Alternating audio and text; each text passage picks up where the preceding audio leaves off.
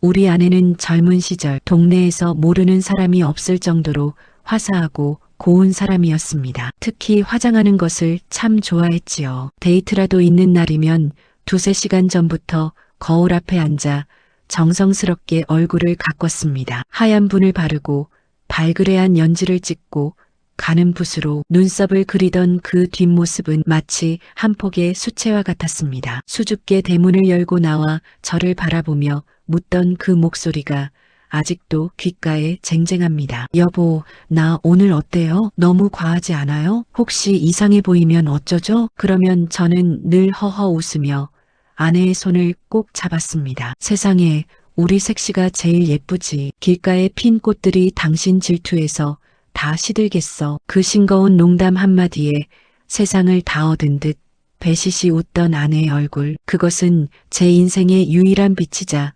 희망이었습니다. 우리는 그렇게 영원히 봄날일 줄만 알았습니다. 하지만 야속하게도 세월은 기다려주지 않았습니다. 맑고 투명했던 아내의 눈동자에 뿌연 안개가 끼기 시작한 건 환갑을 갓 넘겼을 무렵이었습니다. 처음엔 그저 노안이려니 싶어 좋은 안경을 맞춰주면 될 줄 알았습니다. 하지만 상태는 나날이 악화되었습니다. 돋보기를 겹쳐 써보고 전국에서 가장 유명하다는 안과를 수소문해 찾아가 보았지만 의사는 고개를 가로저었습니다. 나이가 너무 많으셔서 수술도 장담할 수 없고 약으로 진행을 늦추는 게 최선입니다. 마음의 준비를 하셔야 할 것 같습니다. 그 선고는 아내의 삶을 송두리째 앗아갔습니다. 눈이 보이지 않으니 그토록 좋아하던 화장이 고역이 되었습니다. 손은 파들파들 떨리고 시야는 흐릿하니 정성껏 그린 눈썹은 짝짝이가 되어 이마까지 올라가기 일쑤였고 입술 연지는 번져서 입 주변이 붉게 물들었습니다. 어느 날 아내는 오랜만에 외출하자며 한껏 단장을 하고 나왔습니다. 하지만 거울을 보지 못한 아내의 얼굴은 차마 눈뜨고 볼 수 없을 정도로 망가져 있었습니다. 가슴이 찢어지는 것 같았지만 아내의 마지막 자존심을 지켜주고 싶어 저는 또다시 거짓말을 했습니다. 색시, 갑자기 하늘이 어둡네. 비가 올 것 같으니 산책은 다음에 가자. 거짓말은 오래가지 못했습니다. 2번, 3번 외출을 피하자 눈치 빠른 아내가 제 손을 거칠게 뿌리쳤습니다. 바른 대로 말해요. 나 지금 괴물 같죠? 화장이 엉망이라 창피해서 못 나가는 거잖아요.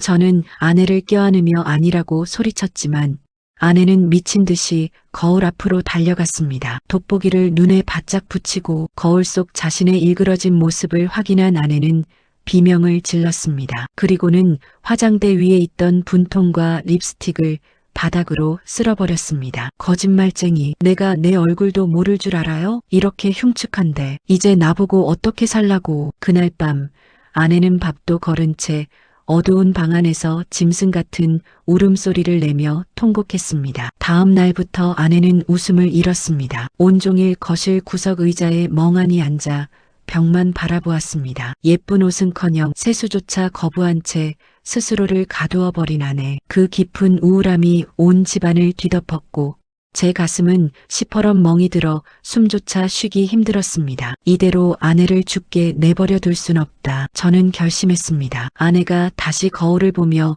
웃을 수만 있다면 악마에게 영혼이라도 팔겠다는 심정으로 집 근처에서 가장 크고 화려한 화장품 가게로 향했습니다. 생전 처음 발을 들인 그곳은 말 그대로 외계 행성이었습니다. 향수 냄새는 코를 찔렀고 분홍빛 조명 아래 앉아있는 젊은 아가씨들 사이에서 저는 이방인이었습니다. 점원에게 다가가 떨리는 목소리로 물었습니다.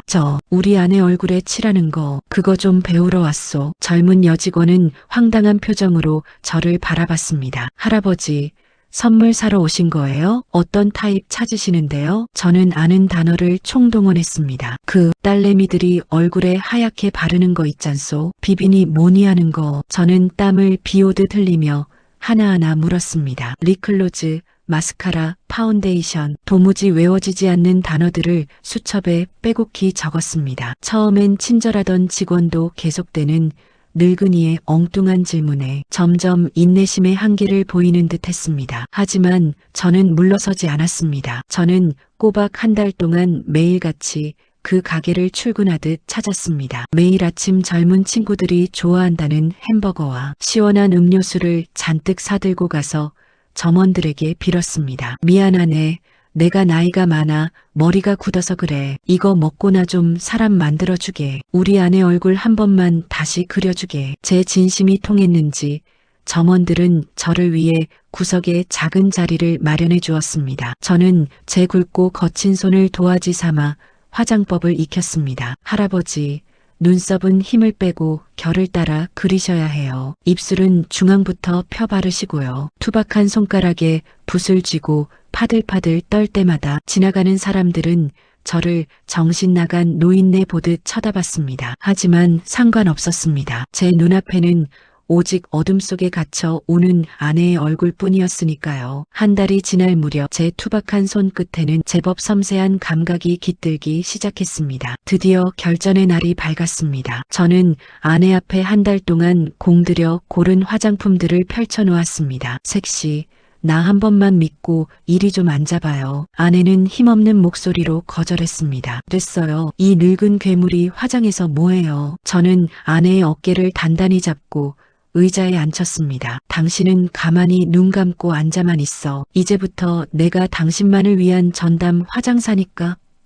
저는 떨리는 손을 진정시키며 아내의 마른 얼굴에 영양크림을 정성껏 펴 발랐습니다. 한 달간 꿈속에서도 연습했던 대로 흐릿해진 눈썹, 산을 다시 세우고 생기를 잃은 뺨에 분홍빛 생기를 불어넣었습니다. 마지막으로 아내가 가장 좋아하던 장밋빛 립스틱을 입술에 신중하게 칠했습니다. 화장을 마친 뒤 저는 스마트폰 카메라를 켜서 아내의 코앞에 대주었습니다. 자, 눈 떠봐요. 요즘 강남에서 제일 유행하는 화장법이라니까. 어때? 우리 색시 진짜 예쁘지?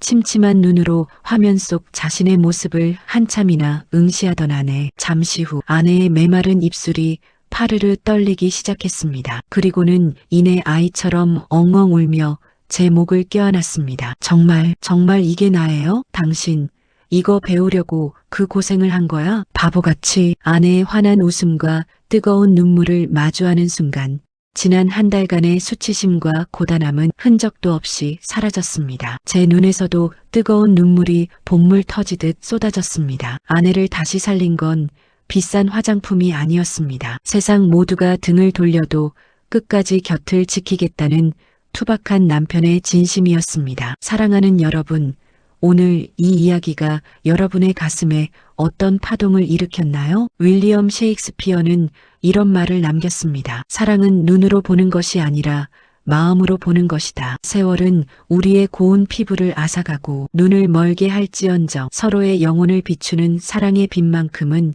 결코 끌 수 없습니다. 아내의 침침해진 눈을 대신해 기꺼이 자신의 손을 아내의 눈이 되게 한 이 노신사의 사랑처럼 우리도 곁에 있는 소중한 사람에게 오늘 하루 사랑한다. 고맙다. 당신이 내 곁에 있어 참 다행이다라는 따뜻한 한마디를 건네보는 건 어떨까요? 지금 이 이야기에 가슴이 뜨거워지셨고 눈물이 고이셨다면 지금 바로 화면을 2번 톡톡 눌러서 이 숭고한 사랑에 경의를 표해주세요. 여러분의 그 작은 행동이 사랑에 지치고 절망에 빠진 또 다른 누군가에게 이 기적 같은 이야기를 전달하는 거대한 희망의 물결이 됩니다. 그리고 앞으로도 이런 눈물 나도록 아름다운 실화와 인생의 지혜를 놓치지 않고 가슴속에 간직하고 싶으시다면 지금 바로 구독과 팔로우, 좋아요를 꼭 눌러주세요. 여러분의 응원 하나하나가 제가 더 깊고 감동적인 이야기를 찾아올 수 있는 가장 큰 힘이자 소중한 연료가 됩니다. 지금 이 영상을 소중한 가족, 남편, 아내 혹은 친구들에게 공유해보세요. 우리도 이분들처럼 비바람이 불어도 서로의 눈이 되어주며 아름답게 늙어가자라는 약속을 전하는 가장 멋진 선물이 될 것입니다. 여러분의 오늘 하루가 사랑하는 사람의 온기로 가득 차고 그 온기가 밤새도록 여러분을 지켜주길 진심으로 기도하겠습니다. 긴 이야기 끝까지 들어주셔서 정말 감사합니다. 내일은 여러분의 심장을 더 크게 울릴 또 다른 기적의 사연으로 돌아오겠습니다. 알림 설정 꼭 해두시고 우리 꼭 다시 만나요. 우리 아들은 어릴 때부터 유난히 정의감이 강한 아이였습니다. 학교에서 누군가 괴롭힘을 당하면 절대 지나치지 못하고 앞장서서 도와주었고, 지하철 계단을 힘겹게 오르내리는 어르신들을 보면 누가 시키지도 않았는데 얼른 달려가 무거운 짐을 대신 들어드리곤 했지요. 그 뒷모습을 볼 때마다 대견하면서도 한편으론 가슴 한구석이 아릿했습니다. 남을 돕는 것도 좋지만 험한 세상에서 제 몸 하나 건사하지 못할까봐 늘 걱정이 앞섰기 때문입니다. 그럴 때마다 제가 항상 입버릇처럼 말했지요. 잘했다. 우리 아들. 하지만 그래도 너 자신을 제일 먼저 챙겨야 한다. 내가 건강하고 행복해야 남도 도울 수 있는 법이야. 그러면 녀석은 언제나 환하게 웃으며 대답하곤 했습니다. 엄마, 전 제가 알아서 잘 챙기니까 걱정 마세요. 남을 도우면 제 마음이 더 행복해지는걸요. 그 아들의 말 한마디에 저는 늘 안심하며 고개를 끄덕일 수밖에 없었습니다. 그렇게 올곧게 자란 아들은 대학을 졸업하고 사회복지사가 되었습니다. 남들처럼 높은 연봉이나 화려한 성공과는 거리가 멀었지만 어려운 이웃을 돌보며 보람을 느끼는 아들의 모습에서 저는 진정한 행복을 보았습니다. 그래, 우리 아들답다. 이 아이만 행복하다면 그것으로 충분하다라고 생각하며 녀석의 앞날을 응원했습니다. 그러던 어느 날 아들의 홍기가 걱정되어 답답한 마음에 식당에서 같이 일하는 사람이 말한 카카오톡 오픈 채팅에서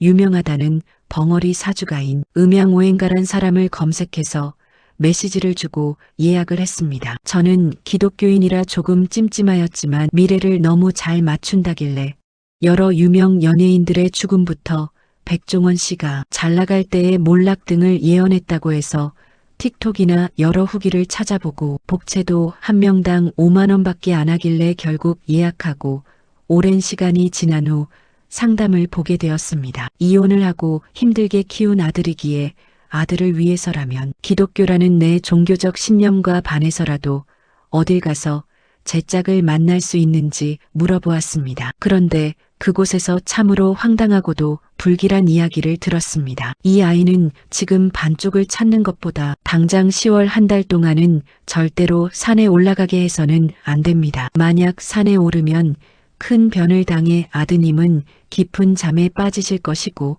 대신 5명의 자식을 얻게 될 것입니다. 쉰을 넘긴 나이에 그런 미신 같은 소리를 믿고 싶지 않았지만 혹시나 하는 마음에 굿이라도 해야 하나 싶어 예방책을 물어보았습니다. 하지만 나이 많은 스님인 음양오행가님께서는 굿은 이 경우에 필요 없고 부적이라도 부탁드려 보았으나 부적도 필요 없다고 하셨습니다. 그저 10월 한 달만 산에 올라가지만 않으면 이 아이는 원래의 수명을 누릴 수 있을 것이니 이 말만 지키라고 하더군요. 다녀온 후 찜찜하였지만 아들에게 그대로 말을 전했습니다. 하지만 운명의 시계는 잔인하게 돌아갔습니다. 10월의 어느 주말 아들은 복지회관 야유회 등산로를 미리 점검하러 간다며 집을 나섰습니다. 점쟁이의 말이 떠올라 가슴이 철렁했지만 일 때문에 가는 아들을 차마 붙잡을 수 없었습니다. 아들도 그건 미신이라고 하며 올라갔는데 그날 아들은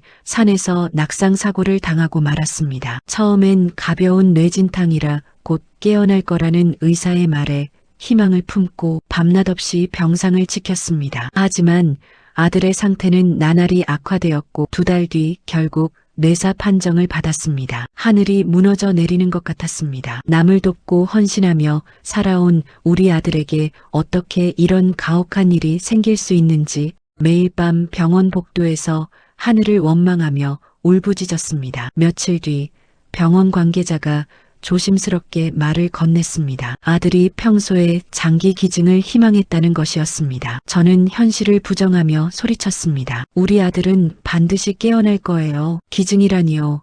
절대 안 됩니다.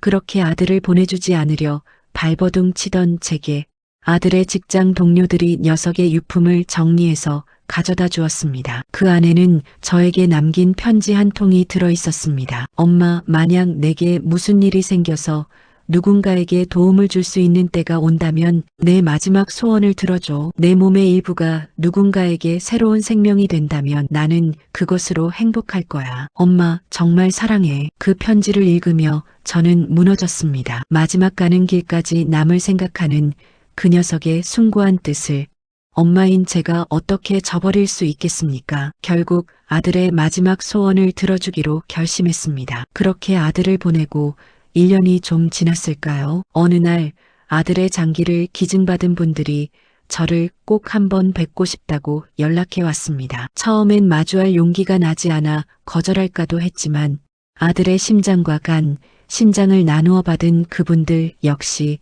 아들의 일부라는 생각에 만나기로 마음먹었습니다. 약속 장소에 나가보니 5분이 모여 계시더군요. 그분들은 제 손을 꼭 잡으며 눈시울을 붉히셨습니다. 어머님, 사실 아드님께서 기증 서약과 함께 저희에게 편지를 한 통 더 남기셨습니다. 본인이 떠난 후 홀로 남으실 엄마의 생신을 부디 3번만 대신 챙겨달라고요. 그런데 저희는 각자 아드님의 생명을 이어받았으니까 자식처럼 엄마라고 생각하고 평생 챙겨드리기로 했습니다. 저희가 어머님의 새로운 5자녀가 되겠습니다. 그 따뜻한 고백에 저는 자리에 주저앉아 펑펑 울고 말았습니다. 아들이 남긴 그 사랑의 씨앗이 기적처럼 되돌아와 저를 안아주고 있었던 것입니다. 점쟁이가 말했던 5명의 자식은 불행이 아니라 아들이 세상에 남기고 간 고귀한 선물이었음을 이제야 깨달았습니다. 남을 돕는 것을 행복으로 알았던 우리 아들.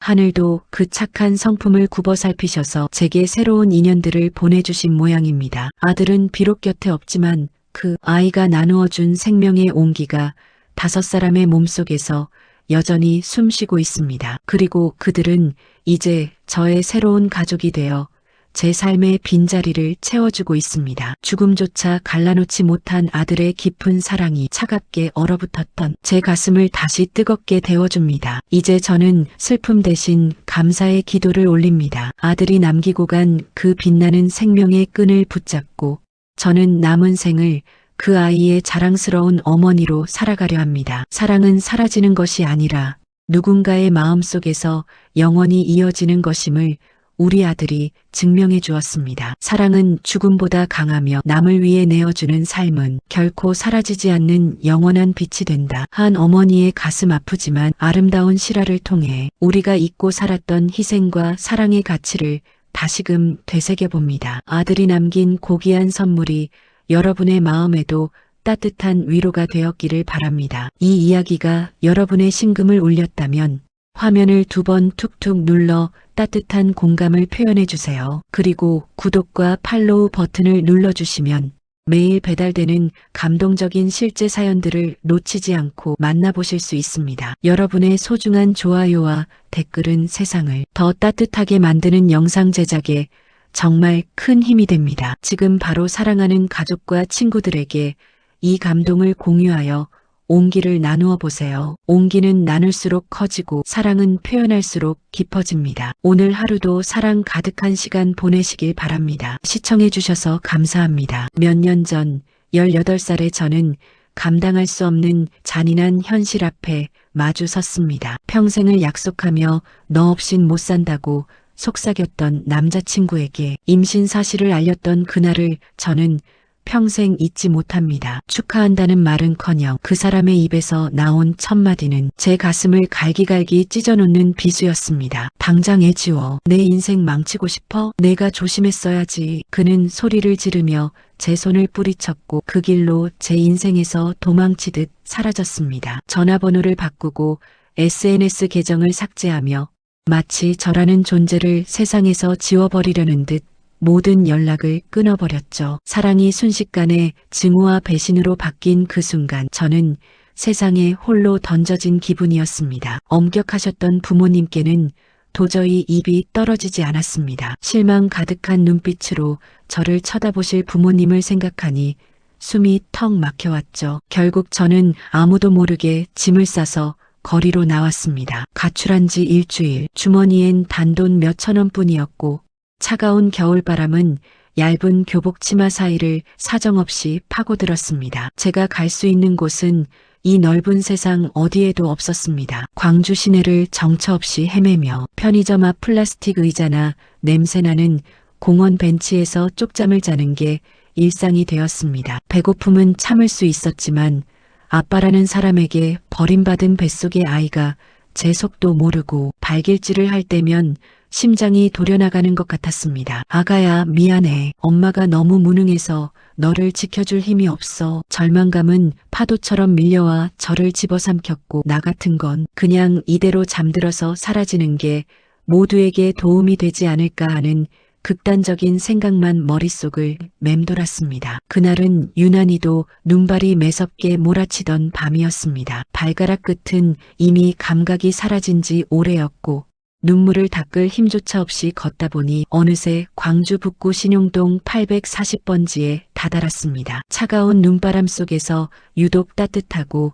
노란 빛을 내뿜고 있던 곳, 바로 수완초밥 첨단직 영점이었습니다. 가게 유리창 너머로 보이는 풍경은 마치 다른 세계 같았습니다. 김이 모락모락 나는 우동과 정갈하게 쥐어진 초밥을 먹으며 서로 마주보고 웃는 사람들, 그 따뜻한 풍경이 너무나 시려 전 한참을 그 자리에 서서 마른 침만 삼켰습니다. 하지만 차마 그 문을 열 용기는 없었습니다. 정각의 구석찬 바닥에 쪼그려 앉아 창틈으로 새어나오는 고소한 밥 냄새만 맡으며 떨고 있었습니다. 딱 한 번만이라도 배부르게 먹고 죽을 수 있다면 하는 생각이 비참하게 밀려왔습니다. 그때였습니다. 딸랑이는 소리와 함께 따뜻한 온기가 쏟아져 나오더니 인자한 인상의 여사장님이 제 앞으로 걸어오셨습니다. 사장님은 제 앙상하고 차가운 손을 덥석 잡으시더니 말씀하셨습니다. 얘야, 밖이 너무 춥다. 아줌마가 오늘 초밥을 너무 많이 만들어서 버리기가 아까워. 그런데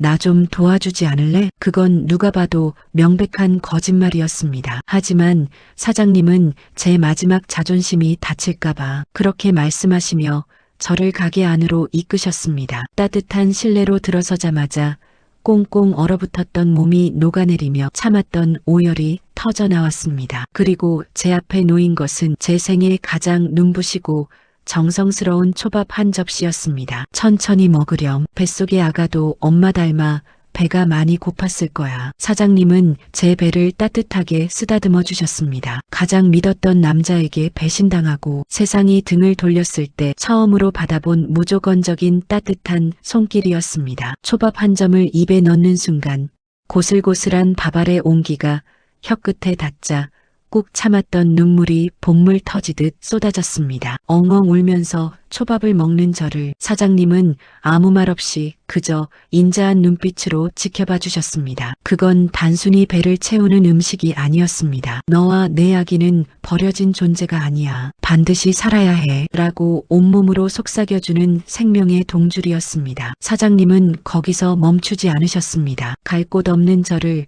그날 밤 따뜻한 안방에서 재워주셨고 다음날 제 손을 꼭 잡고 저희 부모님을 찾아가 주셨습니다. 사장님은 완고하셨던 부모님 앞에 앉아 한참 동안 저를 대신해 용서를 구하고 설득하셨습니다. 이 소중한 생명을 지키려고 이 어린 나이에 혼자 견뎌낸 기특한 아이입니다. 부디 이 아이의 손을 놓지 말아주세요. 사장님의 진심 어린 중재 덕분에 부모님의 마음도 결국 눈 녹듯 녹아내렸습니다. 그래, 우리가 너무했다. 내가 오죽 힘들었으면 그랬겠니? 부모님은 오열하며 저를 안아주셨고 제 아이까지 가족의 소중한 일원으로 받아들여 주셨습니다. 만약 그날 밤 광주 신용동 840번지 수완초밥 사장님이 건네주신 그 초밥 한 접시가 아니었다면 저와 제 아이는 아마 그 차가운 길 위에서 생을 마감했을지도 모릅니다. 사장님은 한 끼 식사가 아니라 도망간 남자친구가 난도질하고 간 제 망가진 영혼을 다시 치유해 주신 기적의 의사였습니다. 지금 저는 부모님의 사랑 속에서 예쁜 아이를 키우며 당당한 엄마로 살아가고 있습니다. 하지만 전 지금도 삶이 힘겨울 때면 언제나 그곳을 찾습니다. 바로 광주 북구 신용동 840번지 수완초밥 첨단직 영점입니다. 그곳엔 여전히 제 인생의 은인인 사장님이 계시고 절망의 끝에서 저를 살렸던 그 따뜻한 기적의 초밥이 기다리고 있거든요. 여러분, 제 이야기가 여러분의 마음에도 뜨거운 울림이 되었나요? 때로는 100마디의 조언보다 따뜻한 밥 한 끼와 진심, 어린 손길 하나가 한 사람의 우주를 구할 수 있습니다. 오늘 제 사연을 마무리하며 여러분의 심장에 이 한마디를 꼭 전하고 싶습니다. 한 사람의 진심 어린 친절은 누군가에게 세상을 다시 살아가게 할 기적의 씨앗이 된다. 혹시 지금 너무나 긴 터널을 지나고 계신가요? 믿었던 사람에게 배신당하고 세상에 혼자 남겨졌다고 느껴지시나요? 절대로 포기하지 마세요. 세상 어딘가엔 여러분을 위해 따뜻한 초밥을 쥐어줄 수완초밥 사장님 같은 천사가 반드시 여러분을 기다리고 있을 테니까요. 오늘 제 고백이 여러분의 마음에 희망의 불씨를 지폈다면 지금 바로 화면을 2번 톡톡 눌러주세요. 여러분의 그 따뜻한 공감이 절망에 빠진 또 다른 누군가에게 이 기적 같은 이야기를 전달하는 큰 힘이 됩니다. 그리고 앞으로도 이런 가슴 뭉클한 기적의 이야기들을 놓치지 않고 듣고 싶으시다면 지금 바로 구독과 팔로우, 좋아요를 꼭 눌러주세요. 여러분의 클릭 하나하나가 제가 더 감동적인 사연을 찾아올 수 있는 소중한 원동력이 됩니다. 이 영상을 지금 생각나는 소중한 사람들에게 공유해서 오늘도 정말 고생 많았어. 밥 거르지 말고 꼭 챙겨 먹어라는 따뜻한 안부를 건네보세요. 여러분의 댓글 하나하나가 저에게는 큰 힘이 됩니다. 오늘 하루도 여러분의 마음이 정성스럽게 쥐어진 초밥처럼 따뜻하고 든든하시길 진심으로 기도하겠습니다. 긴 이야기 끝까지 들어주셔서 정말 감사합니다. 제가 겨우 초등학교 4학년 세상의 색깔이 무엇인지도 채 알기 전이었던 그의 가을, 나의 우주는 소리 없이 무너져 내렸습니다. 평생을 가냘픈 꽃처럼 아르셨던 엄마는 돌아가시기 직전 마치 촛불이 꺼지기 전 마지막으로 불꽃을 태우듯 가족들을 침대 머리맡으로 부르셨지요. 창밖에는 비정하게도 낙엽이 지고 있었고 방 안은 엄마의 거친 숨소리만이 가득했습니다. 엄마는 떨리는 손으로 중학생이었던 오빠와 나의 고사리 같은 손을 겹쳐 잡으셨습니다. 그리고 아빠를 향해 세상을 떠나는 이가 남길 수 있는 가장 처절하고도 미안한 눈빛을 보내셨지요. 여보, 미안해요. 나 없이 고생할 당신 생각하면 마음이 안 놓여요. 우리 애들, 우리 예쁜 애들, 제발 잘 부탁해요. 그 간절한 마디마디가 엄마의 마지막 유언이 될 줄은 몰랐습니다. 이틀 뒤 엄마의 손은 차갑게 식었고 우리 집의 시간은 그날로 멈춰버렸습니다. 엄마가 떠난 후 집안은 거대한 동굴처럼 적막했습니다. 엄마가 남긴 유품이라곤 빛바랜 사진 앨범 몇 권과 생전에 좋아하시던 분홍색 가디건, 그리고 집안에서 자주 입으시던 낡은 면, 티셔츠 몇 장이 전부였습니다. 오빠와 나는 그 옷들에서 엄마의 살냄새가 단 1%라도 남아있을까봐 전전긍긍했습니다. 우리는 시장에서 커다란 지퍼백을 사왔습니다. 공기가 들어가면 엄마의 향기가 증발해버릴 것만 같아 숨을 참아가며 옷을 정성껏 접어넣고 지퍼를 꼭 닫았습니다. 그 지퍼백은 우리에게 단순한 비닐 주머니가 아니었습니다. 그것은 우리가 엄마를 기억할 수 있는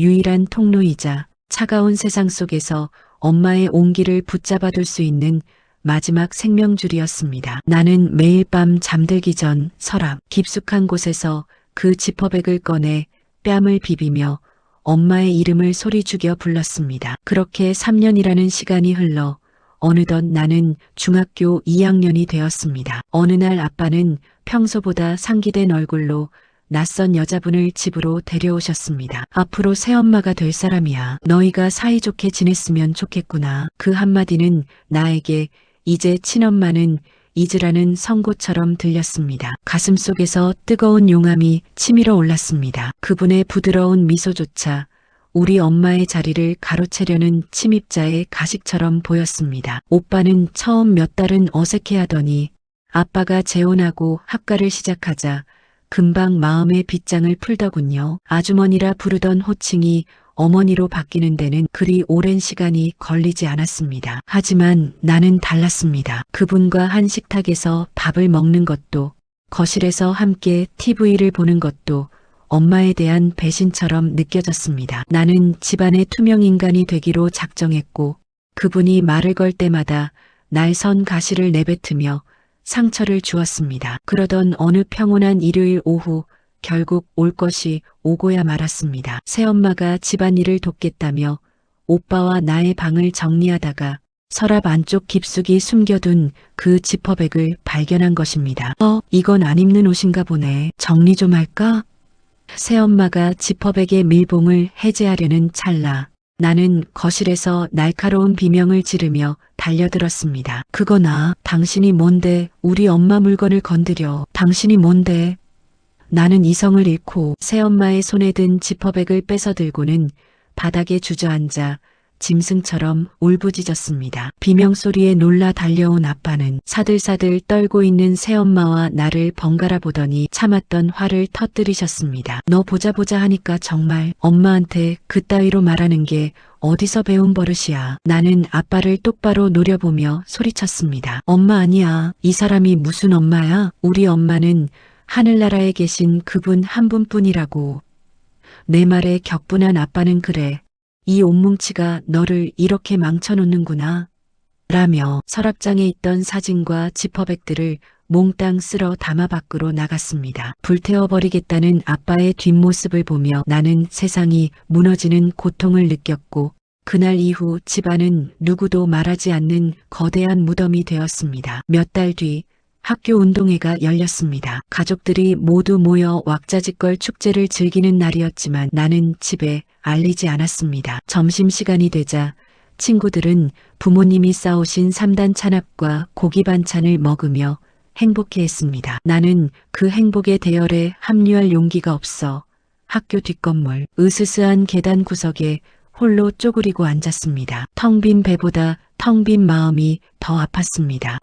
엄마가 여기 있었으면. 참았던 눈물이 터져나와 무릎 사이로 떨어지던 그때였습니다. 배고프지? 밥 먹자. 고개를 들어보니 믿을 수 없는 풍경이 펼쳐져 있었습니다. 새엄마가 땀방울이 맺힌 이마를 닦으며 묵직한 도시락 가방을 들고 서 계셨습니다. 어떻게 알고 찾아오셨는지 그분은 아무런 원망도 없이 내 옆에 돗자리를 깔고 정성스레 싼 김밥과 과일을 꺼내 놓으셨습니다. 서러움과 허기짐에 못 이겨 받아먹은 그 김밥은 이상하게도 엄마의 손맛처럼 따뜻했습니다. 내가 말없이 김밥을 씹고 있을 때 새엄마가 내 손을 가만히 잡으며 나직하게 말씀하셨습니다. 사실 그날 아빠가 엄마 옷이랑 사진들 다 불태우려고 할 때 내가 몰래 뒤따라가서 다 뺏어왔어. 창고 안쪽에 잘 숨겨놨으니까 너무 걱정하지 마. 내 마음이 얼마나 아플지 아니까 차마 버릴 수가 없더라. 나는 들고 있던 김밥을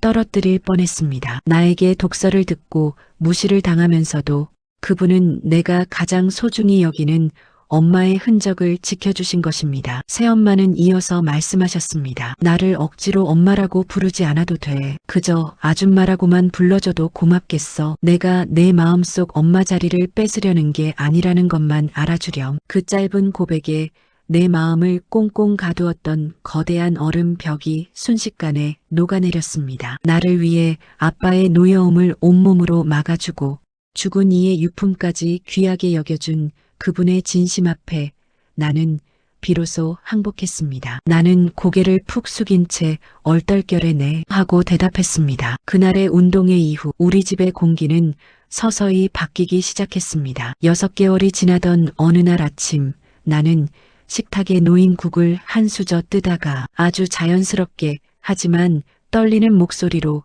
그분을 불렀습니다. 엄마, 국이 정말 맛있어요. 그 한마디에 엄마는 숟가락을 놓으시고 참았던 눈물을 펑펑 쏟으셨습니다. 이제 나에게는 두 분의 엄마가 계십니다. 하늘의 별이 되어 언제나 나를 내려다봐 주시는 그리운 엄마와 이 땅에서 나를 따뜻하게 안아주는 또 다른 엄마. 사랑은 결코 누군가를 지우고 그 자리에 들어오는 것이 아니라 그 슬픔의 자리를 함께 보듬으며 더 큰 원을 그려나가는 것임을 이제야 알았습니다. 나는 오늘도 두 엄마의 사랑을 먹으며 가장 행복한 아이로 성장하고 있습니다. 사랑은 상처를 치료하는 가장 강력한 약이며 진심은 다친 마음의 빗장을 여는 유일한 열쇠입니다. 더 감동적이고 따뜻한 실제 이야기는 화면을 2번 눌러주시고 옆에 더하기 버튼이나 구독 버튼을 눌러주세요. 여러분의 구독과 팔로우, 좋아요는 영상 제작에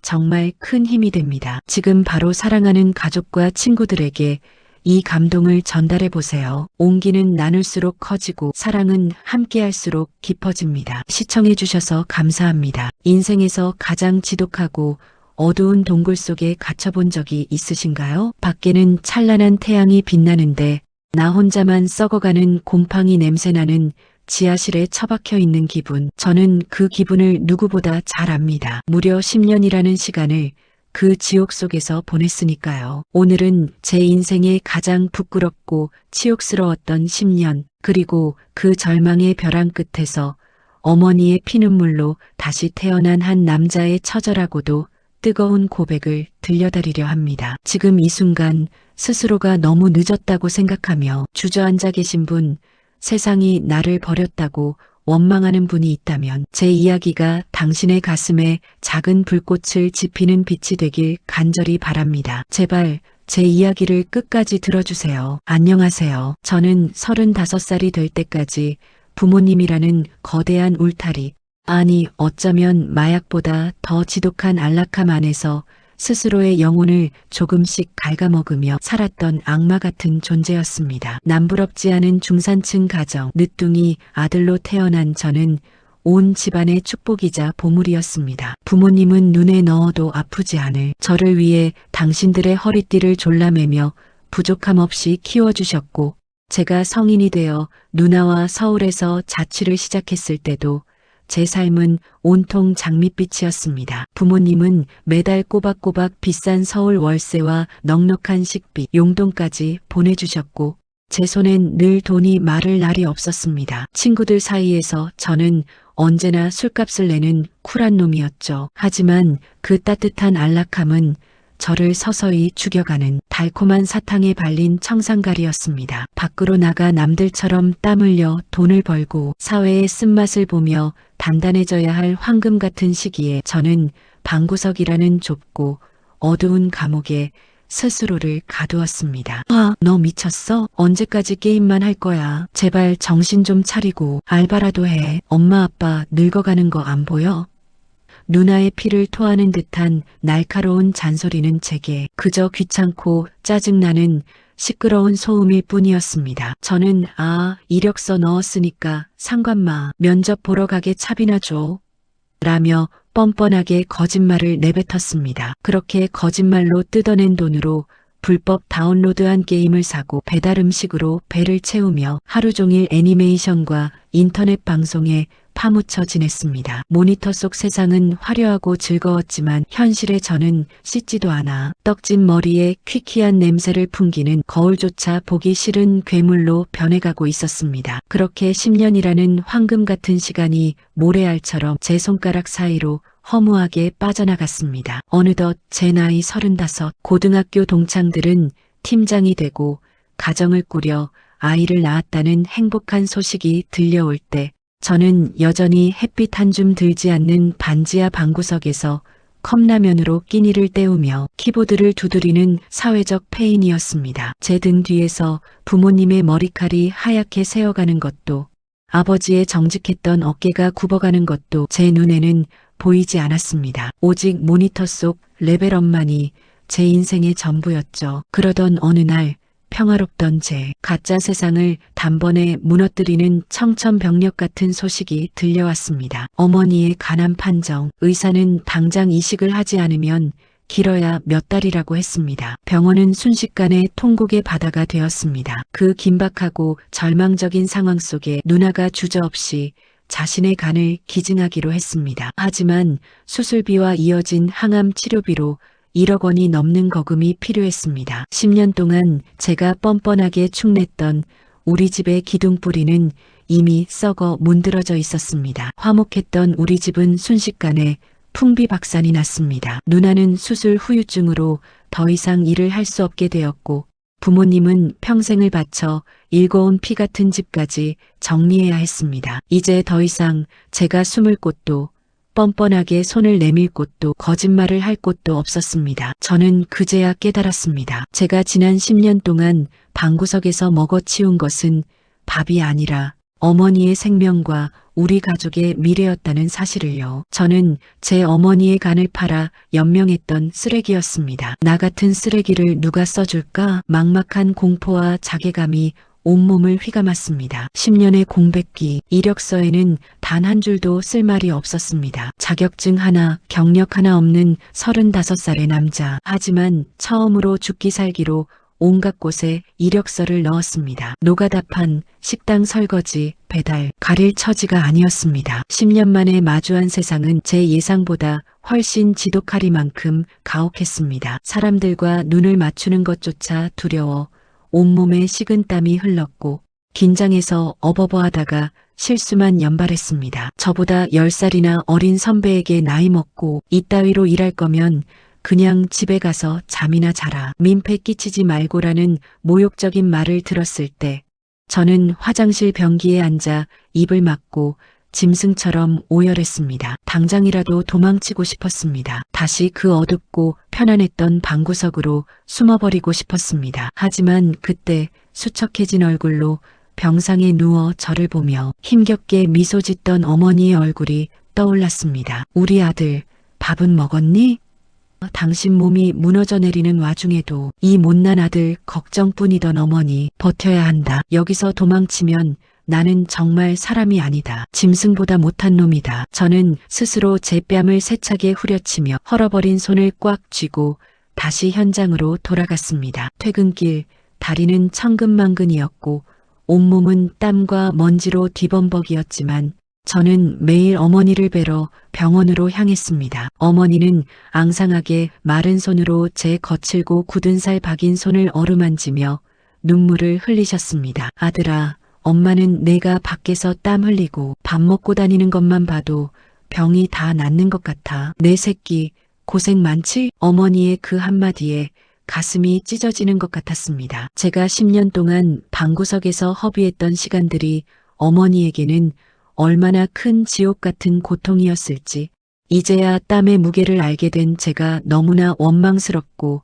죄송해서 견딜 수가 없었습니다. 저는 병실 복도에서 오열하며 굳게 다짐했습니다. 다시는 어머니를 실망시키지 않겠다고. 이후 저는 유흥이나 사치는 꿈도 꾸지 않았습니다. 친구들과의 연락도 끊고 오로지 가족을 위해 그리고 잃어버린 제 자신을 찾기 위해 죽기 살기로 살았습니다. 새벽 공기를 마시며 현장으로 출근하고 밤늦게 돌아와 녹초가 되어 잠드는 생활이 반복되었습니다. 손은 굳은 살로 딱딱해지고 얼굴은 검게 그을렸지만 제 마음만은 그 어느 때보다 단단하고 투명해졌습니다. 드디어 명절 큰맘 먹고 부모님께 제 힘으로 번 돈 50만 원을 용돈으로 드렸습니다. 어머니는 봉투를 열어보시더니 지폐를 한 장 한 장 꺼내보시며 제 손을 꼭 잡고 하염없이 눈물을 흘리셨습니다. 고마워, 우리 아들. 이 돈이 얼마나 힘들게 번 피 같은 돈인지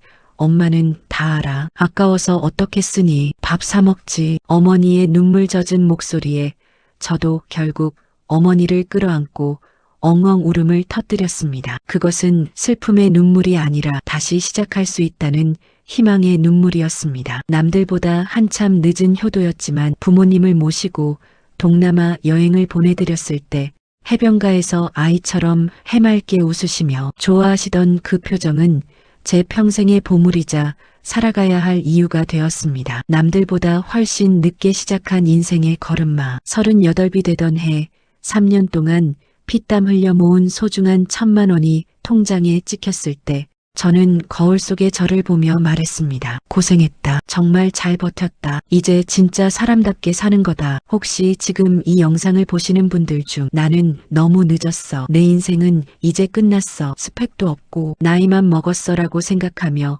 절망의 늪에서 포기하려는 분이 계신가요? 35의 빈털터리로 심지어 10년의 공백이라는 치명적인 약점을 안고 시작한 저도 해냈습니다. 당신의 인생도 결코 늦지 않았습니다. 과거의 후회와 자책에 발목 잡혀 오늘을 허비하지 마세요. 무너진 자리에서 먼지를 털고 다시 일어나는 그 순간이 바로 당신의 인생에서 가장 찬란하고 아름다운 시작이 될 것입니다. 제발 포기하지 마세요. 당신은 할 수 있습니다. 인생에서 가장 늦었다고 생각할 때가 가장 빠른 때이며 포기하지 않는 한 실패는 단지 과정일 뿐이다. 10년의 깊은 어둠을 뚫고 피눈물을 흘리며 빛으로 걸어 나온 제 이야기가 여러분의 잠든 용기와 열정을 깨우는 작은 불꽃이 되었기를 간절히 바랍니다. 이 이야기가 당신의 가슴에 깊은 울림과 위로를 주었다면 화면을 2번 툭툭 눌러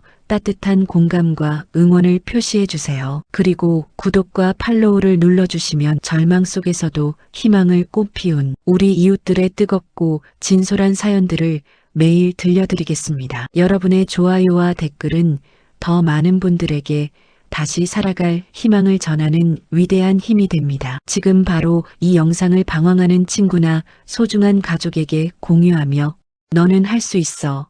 절대 늦지 않았어. 힘내자라는 따뜻한 응원의 메시지를 보내주세요. 여러분의 오늘이 어제보다 더 단단하고 빛나기를 제 모든 진심을 담아 응원합니다. 끝까지 시청해 주셔서 감사합니다. 세상 모든 아비의 마음이 다 그렇겠지만 저에게 제 딸 지수는 목숨보다 귀한 보석이었습니다. 늦은 나이에 어렵게 얻어 눈에 넣어도 아프지 않게 키웠고 남들 하는 것 이상으로 좋은 것을 입히고 먹이며 금지옥엽으로 길렀습니다. 지수가 유치원 학예회에서 율동을 할 때도 수능 시험장에 들어갈 때도 저는 늘 등 뒤에서 심장이 터질 듯한 응원을 보냈습니다. 그런 딸이 어느 날 평행을 함께하겠다며 데려온 녀석이 바로 박서방이었습니다. 첫 대면 날을 저는 똑똑히 기억합니다. 명색이 장인이 될 사람을 처음 만나는 자리인데 녀석은 강남의 으리으리한 한정식 집 분위기에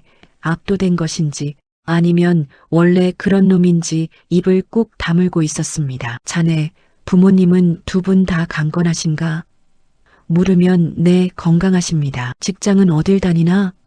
물으면 중견기업 설계팀에 근무 중입니다. 그게 끝이었습니다. 보통 이런 자리에서는 넉살이라도 부리는 게 인지상정 아닙니까? 하지만 녀석은 취조실에 앉은 죄수마냥 단답형으로 일관했습니다. 숫자와 도면만 파는 놈이라 그런지 인간미라고는 눈을 씻고 찾아봐도 없었습니다. 나는 속이 부글부글 끓어올랐습니다. 내 금쪽 같은 딸이 저런 나무 토막 같은 놈이랑 평생을 살아야 한다니 상상만 해도 가슴이 답답했습니다. 내 마지막 질문인 우리 지수, 눈에 흙이 들어가도 행복하게 해줄 수 있나?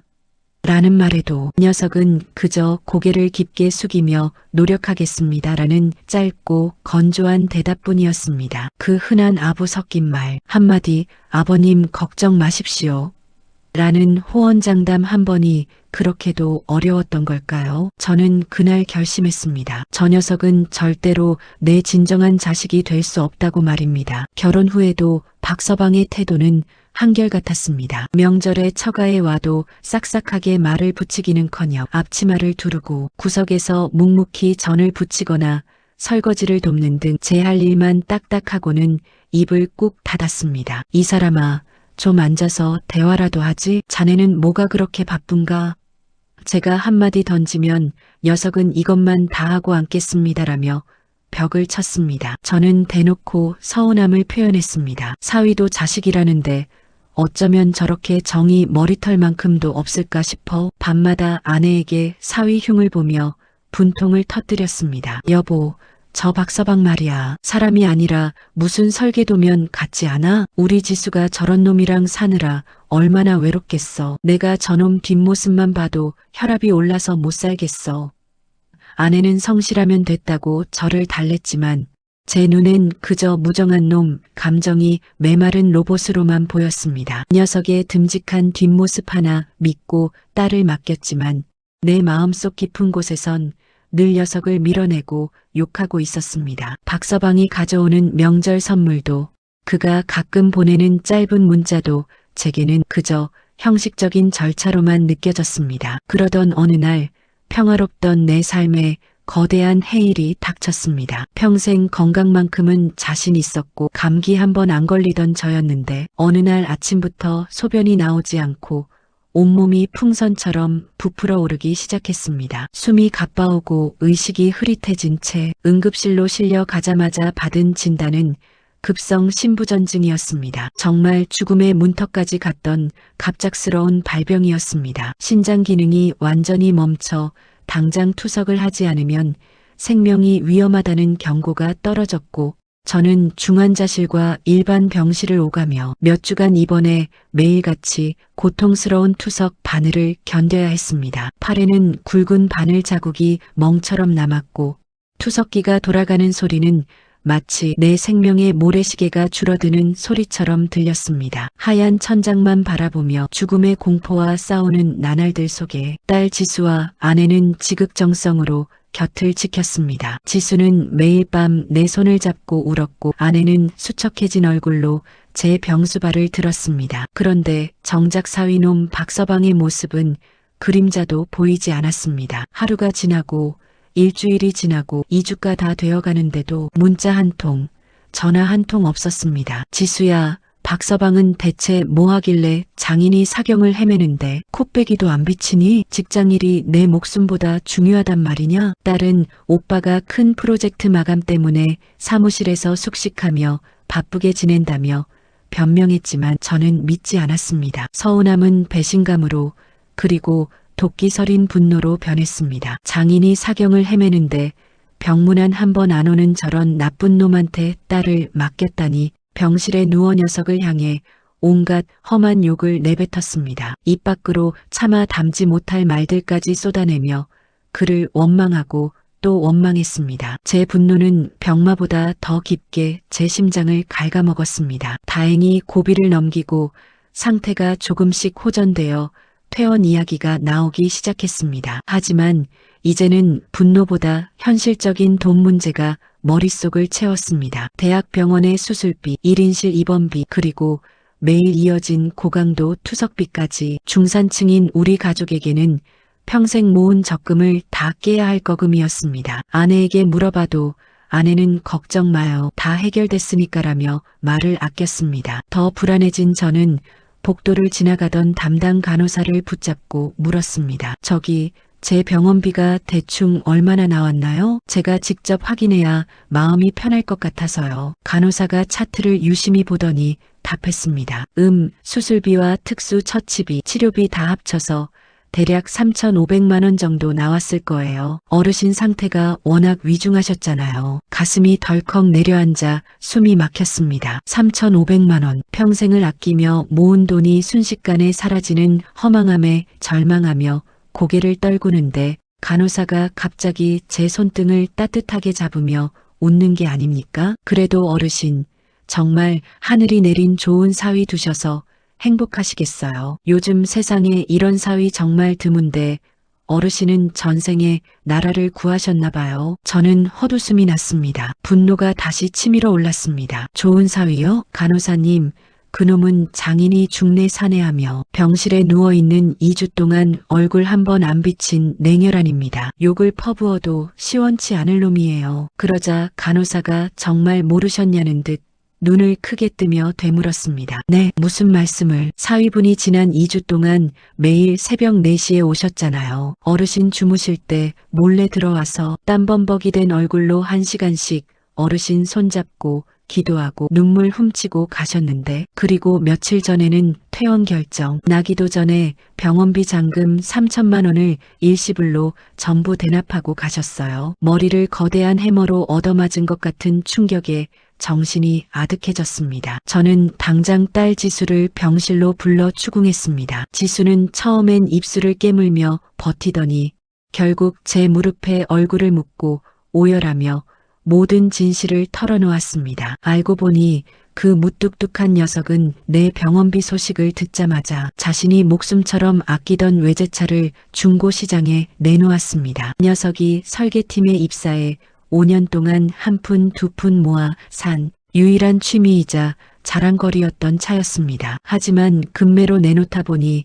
제값을 받지 못했고 병원비 3천만 원을 채우기엔 턱없이 부족했습니다. 녀석은 그때부터 미친 사람처럼 뛰었습니다. 낮에는 직장에서 도면을 그리며 상사들에게 욕을 먹어가면서도 본업을 사수했고 퇴근 후 저녁부터 다음날 새벽까지는 대리운전과 물류센터 야간 상하차 알바를 뛰었습니다. 단 1시간도 제대로 자지 않고 오직 장인의 병원비를 마련하기 위해 자신의 몸을 깎아냈던 것입니다. 오빠가 아빠한테 절대 말하지 말라고 했어. 자기가 병문안 오면 아빠가 돈 걱정할까봐, 자기 초췌한 모습 보면 아빠가 마음 아파서 치료 안 받는다고 고집 피울까봐. 그래서 아빠 깊게 잠든 새벽에만 몰래 다녀간 거야. 그 사람 발에 물집이 터져서 제대로 걷지도 못하면서 아빠 손잡고 얼마나 울었는지 알아?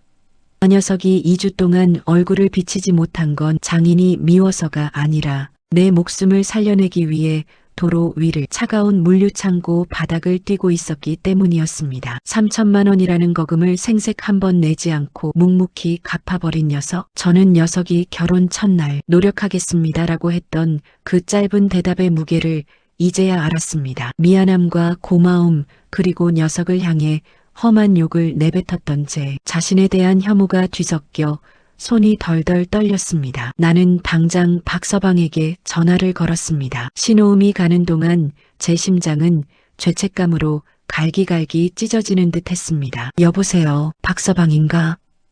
수화기 너머로 들려오는 녀석의 목소리는 너무나 지쳐 있었고 갈라져 있었습니다. 자네, 이 바보 같은 사람아, 이 미련한 놈아, 병원비 자네가 다 냈다면서. 아니 왜 말을 안 했나? 이 못난 장인이 자네 진심도 모르고 병상에서 자네 욕만 했는데. 수화기 너머로 잠시 정적이 흐르더니 녀석이 평소처럼 담담하게 대답했습니다. 장인어른, 뭐 별거라고요. 돈이야 다시 벌면 그만이지만 지수 아버님은 세상에 한 분뿐이시잖아요. 어서 건강하게 퇴원만 해주십시오. 그거면 됐습니다. 그 투박한 한마디에 저는 병실이 떠나가라 엉엉 울음을 터뜨렸습니다. 녀석은 화려한 말로 저를 기쁘게 하지는 못했지만 자신의 젊음과 삶을 깎아 저를 지탱하고 있었습니다. 세상에서 가장 화려한 수식어보다 묵직한 행동으로, 얄팍한 입술보다 깊은 진심으로 녀석은 이미 내 진짜 아들이 되어 있었습니다. 퇴원하는 날 병원 문 앞에는 녀석이 급하게 구한 낡은 중고 경차 한 대가 서 있었습니다. 박서방은 2주 사이에 반쪽이 된 초췌한 얼굴이었지만 저를 보자 묵묵히 다가와 내 가방을 들어 차 뒷좌석에 실었습니다. 저는 녀석의 손을 꼭 잡았습니다. 막노동 현장에서 생긴 굳은 살들이 제 손바닥을 찔렀습니다. 그 통증이 세상 그 어떤 보물보다 더 값지고 따뜻하게 느껴졌습니다. 박서방, 아니 내 아들아, 정말 미안하다. 그리고 고맙다. 녀석은 그제야 처음으로 수줍게 살짝 미소를 지었습니다. 사랑은 입술 끝에 달콤한 향기에 머무는 것이 아니라 묵묵히 비바람을 견뎌내며 걷는 발걸음 속에 깃든다는 말이 있습니다. 말수가 적어 오해를 다 짊어졌던 내 사위 박서방. 그 숭고한 진심이 여러분의 메마른 가슴에도 따뜻한 담비가 되었기를 바랍니다. 진정한 사랑은 화려한 포장지가 아니라 가장 추운 날 나에게 아무 말 없이 건네주는 낡은 외투 같은 것입니다. 저는 이 낡고 투박한 외투 덕분에 남은 생을 세상에서 가장 따뜻하고 행복한 장인으로 살아가려 합니다. 이 이야기가 당신의 심장을 울렸다면 화면을 2번 툭툭 눌러 뜨거운 공감을 표현해 주세요. 여러분의 작은 공감이 세상의 모든 무뚝뚝한 사위들에게 큰 힘이 됩니다. 그리고 구독과 팔로우를 눌러주시면 우리 주변의 눈물 나게 아름다운 실화들을 매일 들려드리겠습니다. 여러분의 댓글은 세상을 더 따뜻하게 적시는 영상 제작에 정말 큰 힘이 됩니다. 지금 바로 이 영상을 소중한 가족에게 공유하며 너의 진심을 이제야 알 것 같다라는 말을 대신 전해보는 건 어떨까요? 여러분의 오늘이 오해의 벽을 허무는 기적의 하루가 되기를 진심으로 응원합니다. 시청해주셔서 감사합니다. 사건의 시작은 지금으로부터 6년 전 따스한 봄볕이 내리쬐던 어느 날로 거슬러 올라갑니다. 여기 한 젊은 부부가 있었습니다. 세상을 다 가진 듯 행복한 웃음을 지으며 곧 태어날 아이의 신발을 고르고 베넷 저고리를 만지작거리던 평범하지만 가장 눈부신 시절이었죠. 아내의 뱃속에는 사랑스러운 새 생명이 조용히 숨쉬고 있었습니다. 하지만 운명은 가장 행복한 순간에 가장 잔인한 얼굴로 찾아왔습니다. 출산을 불과 며칠 앞두고 만삭의 몸으로 길을 걷던 아내는 미처 피할 틈도 없이 달려오는 자동차에 치이는 끔찍한 사고를 당하고 맙니다. 아스팔트 위로 붉은 피가 번져가던 그 절망적인 순간 아내는 본능적으로 자신의 배를 감싸쥐었습니다. 천만다행으로 뱃속의 아기는 무사히 구조되어 세상 밖으로 나왔습니다. 하지만 정작 엄마는 사고 직후 의식을 잃었고 그대로 차가운 어둠 속 깊은 잠에 빠져들고 말았습니다. 병실에 울려 퍼지는 기계적인 심장 박동 소리만이 그녀의 존재를 증명했습니다. 의사들은 고개를 저으며 차갑게 선고했습니다. 식물인간 상태입니다. 언제 깨어날지, 아니 평생 깨어날 수 있을지 누구도 장담할 수 없습니다. 아빠는 갓 태어난 아들을 품에 안고 하얀 병원 복도에 주저앉아 짐승처럼 울부짖었습니다. 하지만 죽을 수도 포기할 수도 없었습니다. 아들이 있었으니까요. 산더미처럼 불어나는 병원비를 감당하기 위해 남편의 삶은 처절해졌습니다. 낮에는 먼지 날리는 공사장에서 땀을 흘리고 밤에는 대리운전을 하며 몸이 부서져라 일했습니다. 아들의 분유값을 벌기 위해 끼니를 거르는 건 일상이었죠. 결국 더 이상 병원비를 감당할 수 없게 된 남편은 아내를 집으로 모셔왔습니다. 작은 방 한 구석, 각종 의료기기가 놓인 그곳이 아내의 새로운 세상이 되었습니다. 처음 한두 해는 온 가족이 매달렸습니다. 여보, 금방 깨어날 거야.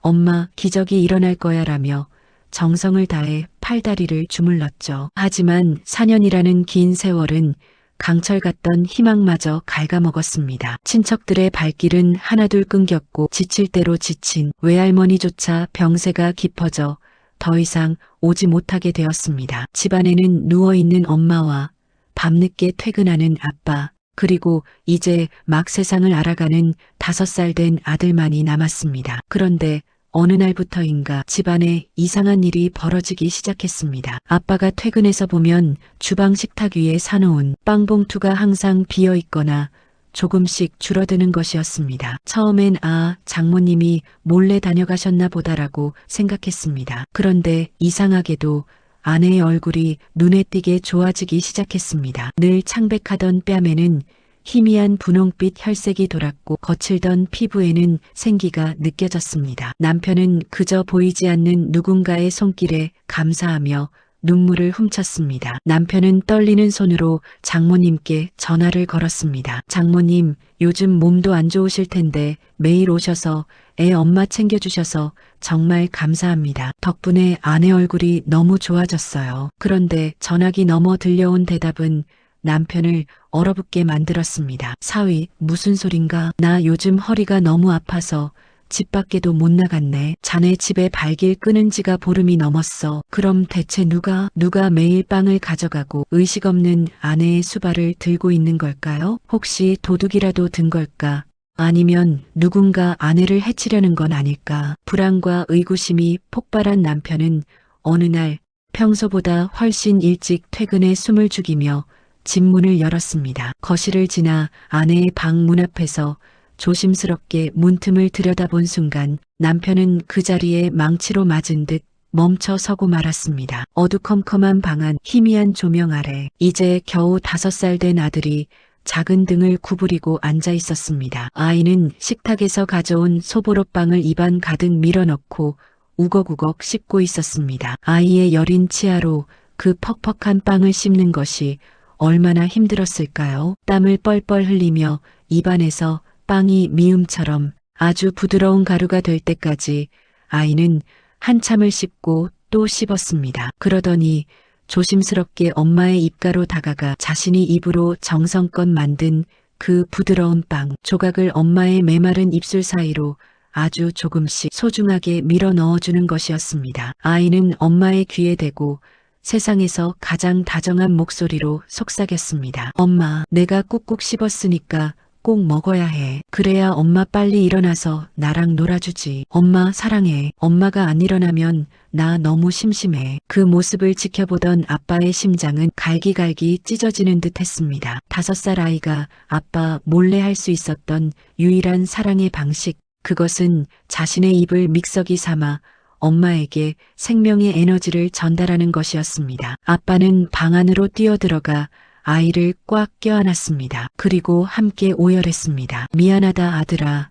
아빠가 몰라줘서 정말 미안해. 우리 아들 혼자 엄마 지키게 해서 미안해. 사실 이 빵에는 또 다른 비밀이 숨겨져 있었습니다. 동네 작은 빵집 아저씨는 매일 아침 아이가 지나갈 때면 모양이 찌그러져서 팔 수 없다며 가장 부드러운 빵을 아이에게 건네주었습니다. 훗날 밝혀진 진실은 아저씨 또한 아이의 가슴 아픈 사정을 알고 있었고, 아이가 상처받지 않게 하려고 멀쩡한 빵을 손으로 꾹꾹 눌러 못생긴 빵으로 만들어 건네주었던 것이었습니다. 세상의 다정함이 한 아이에게, 그리고 그 아이가 다시 엄마에게로 이어지고 있었습니다. 진짜 기적은 그때부터 시작되었습니다. 아빠는 그날 이후 아이를 말리지 않았습니다. 오히려 아들의 작은 손을 꼭 잡고 말했습니다. 그래, 우리 아들 정성이 하늘에 닿아서 엄마가 곧 일어날 거야. 아빠랑 같이 힘내자. 그로부터 딱 1년이 지났을 무렵이었습니다. 여느 때처럼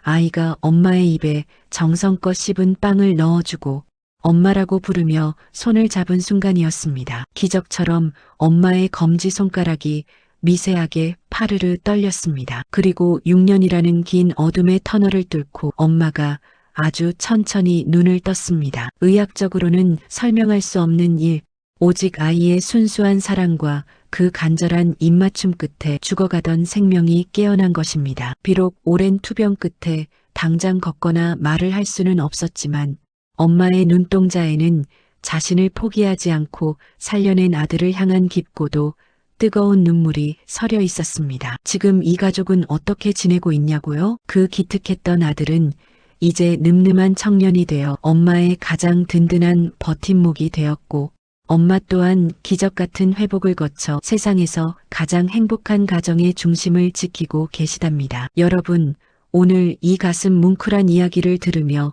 무엇을 느끼셨나요? 때로는 정교한 수술이나 비싼 약보다 한 사람의 묵묵한 정성과 진심이 세상을 바꿀 수 있다는 사실을 우리는 잊고 살지는 않았을까요? 이 아름다운 사연에 어울리는 명언 하나를 여러분의 마음 깊은 곳에 남겨드리고 싶습니다. 사랑은 기적을 낳고 정성은 하늘을 움직인다. 세상이 아무리 차갑고 힘들게 느껴져도 누군가를 향한 이토록 따뜻한 진심이 하나라도 있다면 우리는 다시 일어설 힘을 얻을 수 있습니다. 오늘 이 영상이 여러분의 지친 마음에도 작은 온기와 희망의 씨앗이 되었다면 좋겠습니다. 여러분의 소중한 구독과 좋아요 버튼은 이런 따뜻한 기적들을 더 많은 사람에게 전달하는 가장 큰 원동력이 됩니다. 지금 바로 이 영상을 사랑하는 가족이나 친구들에게 공유해보세요. 우리도 이 가족처럼 아무리 힘들어도 서로의 손을 놓지 말자는 따뜻한 메시지와 함께 말이죠. 여러분의 팔로우와 응원 댓글은 제가 더 감동적이고 아름다운 이야기를 찾아오는 큰 힘이 됩니다. 오늘도 사랑이 가득하고 기적이 머무는 하루 되시길 바랍니다. 끝까지 들어주셔서 진심으로 감사합니다. 여러분, 정말 사랑합니다. 그해 겨울 우리 집 거실을 가득 채운 것은 사람의 온기가 아니라 서걱거리는 얼음 부스러기 같은 냉기였습니다. 밖에서 불어오는 칼바람보다 더 시린 바람이 안방 문턱을 수시로 넘나들었고, 아내와 나, 우리 부부의 마음 사이에는 이미 거대한 빙벽이 세워져 있었습니다. 꼬박 3개월이었습니다. 한 지붕 아래 몸을 뉘이면서도 우리는 서로를 보지 못하는 유령처럼 취급했습니다. 복도에서 마주치면 약속이라도 한 듯 시선을 바닥으로 획 돌렸고, 밥상에서는 숟가락이 그릇에 부딪히는 날카로운 금속음만이 정막을 깨트릴 뿐이었습니다. 돌이켜보면 세상이 무너질 만한 거대한 비극이 있었던 것도 아니었습니다. 누군가 씻을 수 없는 외도를 저지른 것도, 도박에 빠져 가산을 탕진한 것도, 감당 못할 빚을 지고 도망친 것도 아니었습니다. 그저 8년이라는 긴 세월 동안 아주 조금씩 가랑비에 옷이 젖듯 서운함이 겹겹이 쌓여갔을 뿐입니다. 퇴근길에 무심한 대답 한마디, 기념일을 잊고 지나친 사소한 실수, 고생한다는 따뜻한 말 한마디를 아꼈던 인색함이 독이 되어 돌아왔습니다. 그 작은 상처들이 골마 터져 서로의 가슴을 찌르는 날카로운 가시가 되어버린 것이었습니다. 이혼하자, 그 말이 아내의 입에서 처음 터져나왔을 때 역설적이게도 나는 깊은 안도감을 느꼈습니다. 드디어 이 지긋지긋한 질식의 순간이 끝난다는 생각에 그래 하자. 그게 서로를 위해 100번 낫겠다라며 차갑게 맞받아쳤습니다. 그날 이후 우리는 각자의 방으로 숨어들었습니다. 집안은 거대한 얼음 창고 같았고 우리는 그 속에서 각자 고립된 채 서서히 죽어가는 식물 같았습니다. 그 서슬퍼런 공기 속에서 내 가슴을 가장 아프게 후벼판 것은 7살 난 아들의 뒷모습이었습니다. 아이는 이미 부모의 눈치를 살피는 법을 너무 일찍 배워버렸습니다. 거실에서 장난감을 만지작거리다가도 아빠와 엄마 사이에 흐르는 싸늘한 기운이 느껴지면 소리 없이 자기 방으로 기어들어갔습니다. 천진난만하게 웃어야 할 아이의 얼굴에서 생기가 마르고 그 자리에 어른스러운 침묵과 그늘이 자리를 잡는 것을 보면서도 나는 아내에 대한 원망과 쓸데없는 자존심 때문에 끝내 먼저 손을 내밀지 못했습니다. 그렇게 우리 가정은 파국이라는 이름의 종착역을 향해 브레이크 없는 기차처럼 미끄러져 가고 있었습니다. 그러던 어느 유난히도 바람이 매섭고 진눈깨비가 흩날리던 퇴근길이었습니다. 지하철역 출구 모퉁이 낡은 수레를 끌고 나온 할머니 한 분이 귤을 팔고 계셨습니다. 찬바람에 손이 빨갛게 트다 못해 갈라진 할머니의 모습이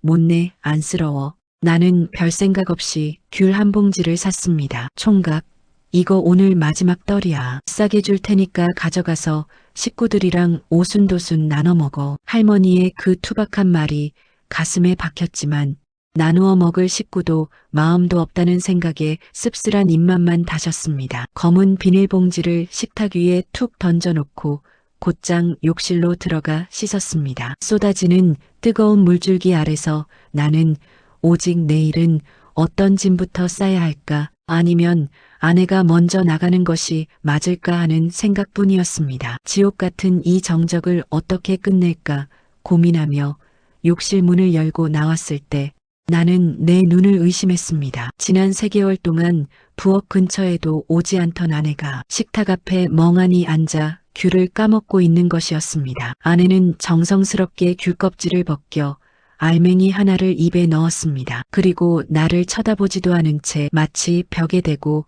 독백하듯 나지막이 중얼거렸습니다. 귤이 참 맛있네. 그 짧은 한마디가 들려온 순간이었습니다. 누군가 거대한 망치로 내 머리를 쾅 하고 내려친 것 같은 것엔 충격이 온몸을 휘감았습니다. 멍하니 서 있는 내 머릿속으로 잊고 지냈던 수천 개의 기억이 파노라마처럼 스쳐 지나갔습니다. 연애하던 시절 아내는 유난히 귤을 좋아했습니다. 겨울만 되면 손가락 끝이 노랗게 물들 정도로 귤을 달고 살던 여자였습니다. 귤 한 상자를 선물하면 세상을 다 가진 아이처럼 좋아하며 가장 먼저 나에게 가장 큰 쪽을 떼어주던 사람이었습니다. 그런데 가슴을 갈기갈기 찢는 고통과 함께 처절한 깨달음이 찾아왔습니다. 결혼한 후 8년이라는 그 긴 시간 동안 나는 아내를 위해 귤 한 봉지를 사다 준 적이 단 한 번도 없었다는 사실을 말입니다. 그것은 단순히 과일 한 봉지의 문제가 아니었습니다. 나는 가장으로서 밖에서 돈을 벌어온다는 비겁한 핑계 뒤에 숨어 아내가 진정으로 무엇을 원하는지, 어떤 영화를 보며 웃는지, 깊은 밤 홀로 천장을 보며 무엇을 그리워하는지 전혀 살피지 않았습니다. 밖에서는 동료들에게 그토록 친절하고 예의 바른 좋은 사람, 코스프레를 했으면서 정작 내 인생에서 가장 소중하게 지켜야 할 내 사람의 취향과 마음은 8년 동안 철저히 무시하고 짓밟으며 살았던 것입니다. 미안함이 거대한 해일처럼 몰려와 숨이 가빠왔습니다. 나는 아내에게 일그러진 눈물 범벅의 얼굴을 보이지 않으려 서둘러 방으로 들어가 문을 걸어 잠갔습니다. 그리고 어둠 속에서 베개에 얼굴을 묻고 짐승처럼 꺽꺽거리며 울었습니다. 미안해 여보, 정말 미안해. 소리 없는 오열이 방안을 가득 메웠습니다. 귤 한 봉지에 마음이 녹아내릴 만큼 아내는 그토록 작은 관심과 온기를 갈구하고 있었는데 나는 그것조차 주지 못하는 옹졸하고 눈먼 남편이었습니다. 아내가 원했던 것은 다이아몬드 반지도 명품 가방도 아니라 오직 남편의 따뜻한 시선과 작은 배려였다는 사실이 나를 더욱 괴롭게 했습니다. 며칠 후 퇴근길 나는 다시 그 자리에 들렀습니다. 이번에는 할머니의 떨이 귤이 아니라 번듯한 과일 가게에 들러 가장 크고 빛깔 고운 놈들로만 골라 담았습니다. 가방 안에 귤 봉지를 조심스레 넣고 집으로 향하는 발걸음은 생전 처음 느껴보는 긴장감으로 가득했습니다. 집에 들어와 씻고 나오니 아내는 약속이라도 한 듯 식탁에 앉아 나를 기다리고 있었습니다. 그날 아내는 처음으로 나에게 먼저 말을 걸어주었습니다. 이 귤 어디서 샀어요? 역 앞이죠? 정말 달고 맛있네. 몇 달 만에 마주한 아내의 입가에는 아주 희미하지만 새벽 안개를 헤치고 나온 첫 햇살 같은 미소가 걸려 있었습니다. 아내는 귤 알맹이를 정성껏 까서 아들의 입에 쏙 넣어 주었습니다. 아이는 아빠가 사온 거야? 진짜 달다 하며 오랜만에 집안 가득 맑은 웃음을 터뜨렸습니다. 상큼한 귤 향기가 온 집안을 감싸자 거짓말처럼 3개월 동안 얼어붙었던 거실의 냉기가 사르르 녹아내리기 시작했습니다. 다음 날 아침 나를 깨운 것은 차가운 스마트폰 알람 소리가 아니었습니다. 문틈으로 새어들어오는 구수한 된장찌개 냄새와 도마 위에서 야채를 써는 경쾌한 칼소리였습니다. 거실로 나가니 아내가 앞치마를 두르고 정성껏 아침상을 차리고 있었습니다. 3개월 만에 다시 마주한 따뜻한 집밥이었습니다. 아내는 내 소매 끝을 슬쩍 잡더니 한 숟갈이라도 뜨고 가요. 빈속에 나가면 속 버려요라며 나를 식탁으로 이끌었습니다. 김이 모락모락 나는 따뜻한 밥 한 술을 입에 넣는데 가슴이 뜨거워져 도저히 삼킬 수가 없었습니다. 결국 나는 숟가락을 내려놓고 고개를 깊이 숙였습니다. 눈물이 밥그릇 위로 툭툭 떨어졌습니다. 나는 식탁 아래로 아내의 거칠어진 손을 꼭 잡고 겨우 한마디를 내뱉었습니다. 여보, 그동안 정말 미안했어. 내가 너무 무심했어. 정말로 잘못했어. 내 진심 어린 말에 아내도 참았던 눈물을 글썽이며 고개를 끄덕였습니다. 우리는 그렇게 밥상머리에 앉아 한참을 서로의 손을 잡고 울었습니다. 길었던 3개월의 지독한 침묵과 8년의 무관심이 향기와 따뜻한 밥 한 그릇에 씻겨 내려가는 치유의 순간이었습니다. 그날 이후 우리 집의 풍경은 180도 달라졌습니다. 물론 우리는 여느 부부처럼 여전히 가끔 싸우고 토라지기도 합니다. 하지만 이제 나는 더 이상 이혼이라는 단어가 두렵지 않습니다. 진정한 사랑은 거창한 이벤트나 화려한 보석, 거대한 사회적 성공에서 오는 것이 아니라는 걸 뼈저리게 알았기 때문입니다. 퇴근길 무심코 사들고 가는 아내가 좋아하는 간식 한 봉지, 비 오는 날 먼저 건네는 따뜻한 안부 전화, 지친 어깨를 말없이 토닥이는 투박한 손길, 우리 주변에는 행복을 지켜줄 작은 조각들이 수없이 널려 있었습니다. 나는 그저 내 욕심과 아집 때문에 눈을 감고 있었을 뿐입니다. 행복은 결코 멀리 있지 않습니다. 우리가 숨쉬는 일상 속에 가장 가까운 사람의 손바닥 안에 귤 향기처럼 스며들어 있습니다. 혹시 지금 당신 곁에 있는 소중한 사람의 귤이 무엇인지 잊고 살지는 않으셨나요? 거창한 미래를 약속하는 대신 오늘 밤 그 사람을 위해 작은 진심 하나를 준비해 보시는 건 어떨까요? 마더 테레사는 생전에 이런 위대한 말을 남겼습니다. 우리는 큰 일을 할 수 없습니다. 다만 큰 사랑으로 작은 일들을 할 수 있을 뿐입니다. 이 말처럼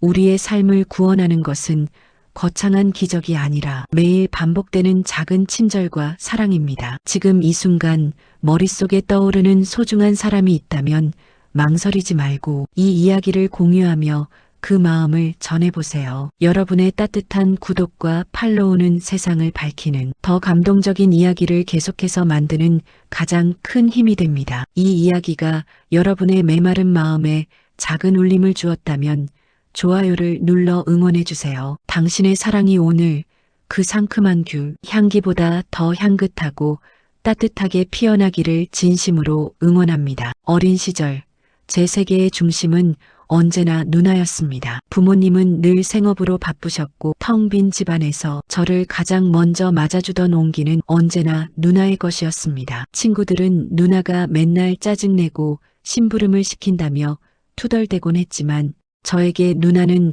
단 한 번도 그런 적이 없었습니다. 학교가 끝나고 교문 앞에 서 있으면 멀리서도 환하게 웃으며 손을 흔드는 누나가 보였습니다. 누나는 제 손을 잡고 시장 어귀에 들러 떡볶이를 사주거나 제 가방을 대신 들어주며 오늘 하루는 어땠는지 묻곤 했습니다. 그럴 때면 저는 누나가 세상에서 제일 예뻐 보였고 누나만 있으면 무엇도 무서울 게 없었습니다. 누나는 제게 엄마가 둘이나 다름없는 존재였습니다. 아침마다 제 교복을 다려놓고 제가 좋아하는 반찬을 몰래 제 밥그릇 위에 올려두던 사람, 밤늦게까지 공부하다 잠들면 살며시 이불을 덮어주며 제 머리를 쓰다듬던 그 손길, 그 따뜻함 속에서 저는 아무런 의심 없이 자랐습니다. 하지만 제가 고등학생이 되면서 누나의 그 헌신적인 사랑이 조금씩 가슴 아픈 의문으로 다가오기 시작했습니다. 누나의 20대는 오로지 저를 위해 멈춰 있는 것만 같았거든요. 누나는 친구들과 여행 한 번 가지 않았고 예쁜 옷 한 벌 사는 법이 없었습니다. 모든 것은 제 학원비, 제 신발, 제 미래를 위해 쓰였습니다. 어느 날 저녁 참다 못해 제가 툭 던지듯 물었습니다.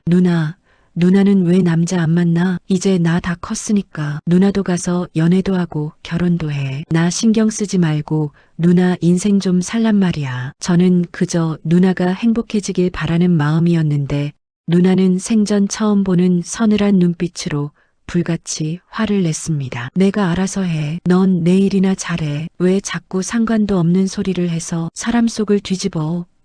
그 날카로운 말끝에는 말로 다 못할 울분이 섞여 있었고 그날 밤 누나의 방에서는 밤새도록 억눌린 울음소리가 흘러나왔습니다. 저는 그때 그 눈물의 의미를 알지 못했습니다. 그러다 운명은 가혹한 방식으로 진실의 문을 열어주었습니다. 하굣길 횡단보도를 건너다 갑작스러운 사고를 당해 병실에 누워있을 때였습니다. 정신이 혼미한 와중에도 병실 문이 부서질 듯 열리는 소리가 들렸고 엉망진창이 된 얼굴로 저를 붙잡고 절규하는 누나를 보았습니다. 그 처절한 울음소리가 너무나 애절해서 저는 홀린 듯 장난 반 진심 반으로 한마디를 뱉었습니다. 엄마. 그 한마디에 병실 안의 모든 공기가 멈췄습니다. 누나는 사시나무 떨듯 몸을 떨며 저를 바라보았습니다. 너 어떻게 알았어? 언제부터 알고 있었던 거야? 그 한마디에 제 세계는 무너졌고 동시에 다시 세워졌습니다. 알고 보니 누나는 고등학생 시절 감당하기 힘든 폭풍 속에서 저를 가졌고 주변의 비난 속에서도 이 아이만큼은 포기할 수 없다며 자신의 인생을 걸고 저를 낳았습니다. 부모님은 딸의 앞날을 위해 저를 동생으로 입적시켰고 누나는 엄마라는 이름을 버린 채 누나라는 가면을 쓰고 제 곁을 지켜온 것이었습니다. 청춘과 이름을 맞바꾼 누나의 그 지독한 사랑 앞에서 저는 할 말을 잃었습니다. 누나는 연신 미안하다며 제 손등에 눈물을 쏟아냈지만 저는 오히려 덤덤했습니다. 그동안 제가 받아온 이해할 수 없을 만큼 깊은 사랑의 이유를 이제야 온전히 찾은 것 같아 안도감이 들었거든요. 저는 떨리는 누나의 손을 다시 고쳐주었습니다. 누나, 아니 엄마, 난 누나도 있고 엄마도 있는 거니까 남들보다 2배로 좋은데 왜 울어? 미안해하지 마. 오히려 내가 고마워. 이제 저는 대학생이 되었고 누나는 다음 달 드디어 한 남자의 아내가 됩니다. 형부가 될 분은 이 모든 사실을 알고도 누나를 세상에서 가장 위대하고 아름다운 여자라며 안아주었습니다. 호칭이 누나면 어떻고 엄마면 어떻겠습니까? 우리는 서로의 생명을 지탱해온 가장 소중한 존재인걸요. 누나, 아니 엄마, 당신이 지켜낸 내 생명이 이제 당신의 남은 인생을 가장 밝게 비추는 등불이 되어줄게요. 사랑은 형태를 바꾸어도 그 무게는 변하지 않습니다. 당신이 불렀던 누나라는 이름 속에는 자신의 인생을 다 바쳐 당신을 지켜낸 한 여자의 위대한 어머니의 심장이 단 한순간도 멈추지 않고 뛰고 있었습니다. 오늘 한 청년의 인생을 바꾼 기적 같은 고백, 여러분은 어떻게 들으셨나요? 자신의 청춘을 기꺼이 자식을 위해 바쳤던 여인의 숭고한 선택과 그 진심을 따뜻하게 안아준 아들의 마음. 이 이야기가 오늘 하루를 살아가는 여러분에게 가족의 진짜 의미를 되새기는 시간이 되었기를 바랍니다. 이 사연이 여러분의 마음을 따뜻하게 적셨다면 좋아요로 응원을 보내주세요. 매일 배달되는 기적 같은 실화와 가슴 뭉클한 사연을 계속 듣고 싶으시다면 지금 바로 구독과 팔로우를 눌러주세요. 여러분의 구독은 저희가 더 깊은 감동을 찾아내는 가장 큰 힘이 됩니다. 지금 이 순간 생각나는 소중한 가족이나 친구가 있다면 이 영상을 공유해보세요. 내가 곁에 있어 내 삶이 더 빛나라는 따뜻한 메시지와 함께라면 더욱 좋겠지요. 여러분의 소중한 마음이 모여 세상을 조금 더 따뜻하게 만듭니다. 오늘도 사랑하는 사람과 눈을 맞추며 고맙다고 말하는 후회 없는 하루 되시길 바랍니다. 감사합니다. 나의 가장 오래된 기억은 따뜻한 엄마의 온기가 아니라 쾅 하고 닫히던 차가운 현관문의 금소금이었습니다. 그 소리는 어린 내 영혼에 새겨진 첫 번째 문장이자 앞으로 다가올 긴 겨울의 시작을 알리는 조종이었습니다. 엄마는 새로운 삶,